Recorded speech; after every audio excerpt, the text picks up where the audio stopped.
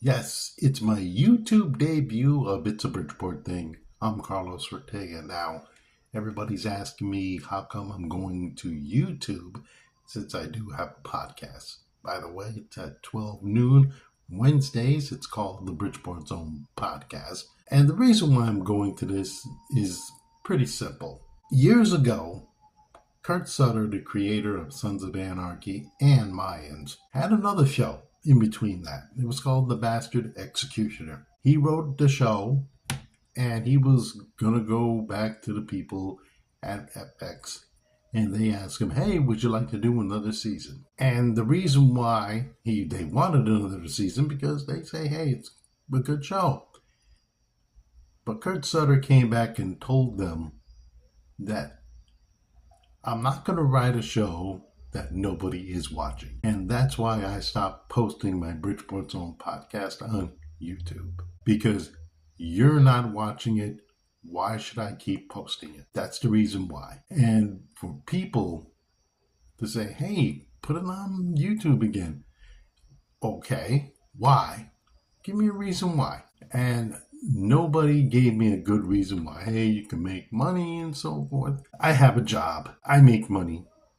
I find a way to make money. Hell, I'll even play the Powerball, Mega Millions, all that shit to make money. But if you're not going to watch my podcast, which, hey, a lot of people watch podcasts and so forth, but if you're not going to watch my podcast, why the fuck should I produce it and put it on YouTube? It's a waste of my time. It's a waste of my energy. People want to see content. But you know what? If people want to see content, they could have just wrote and tell me they wanted to see me on YouTube. And that's nice of them.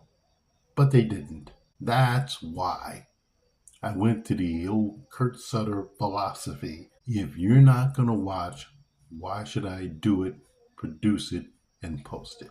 That's the reason why. That is the reason why I'm doing this. It's because it's the only thing that I can do that people could say, hey, he's doing something. And with that, we are going to go to a subject that I'm going to talk about. My home city of Bridgeport, Connecticut. And the one thing that I have seen throughout is seeing all this stuff go on with African American mayors, ladies and females who are mayors, and so forth. And what I'm seeing is, you ain't seen no white mayors in big cities being called upon with the National Guard by the president. Bridgeport, Joe Cannon, white. Justin Ellicott, white. I have no clue who the Hartford mayor is, so I'm not going to mention his name. I know they have a mayor there. They have all issues of crime.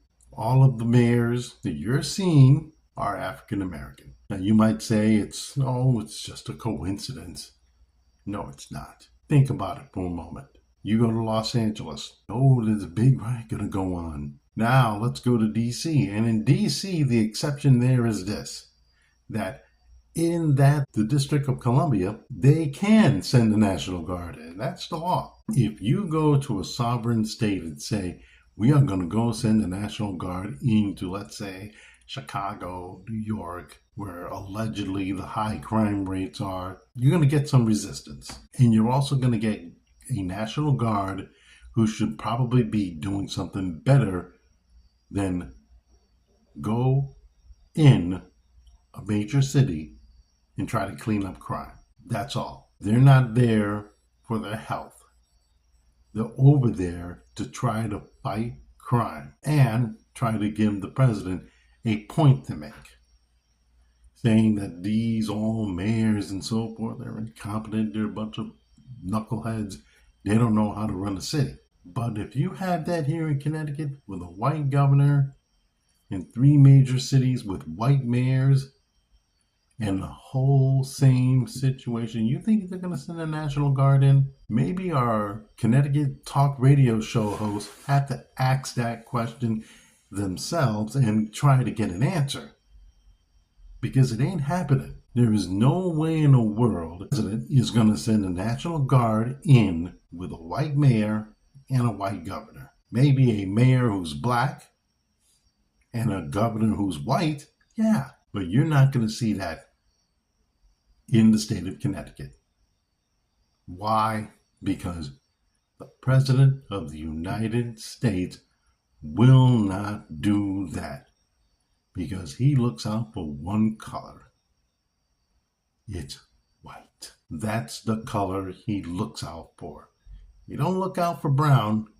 If he looked out for brown, then none of this would be talked about. He looks out for white. That's it.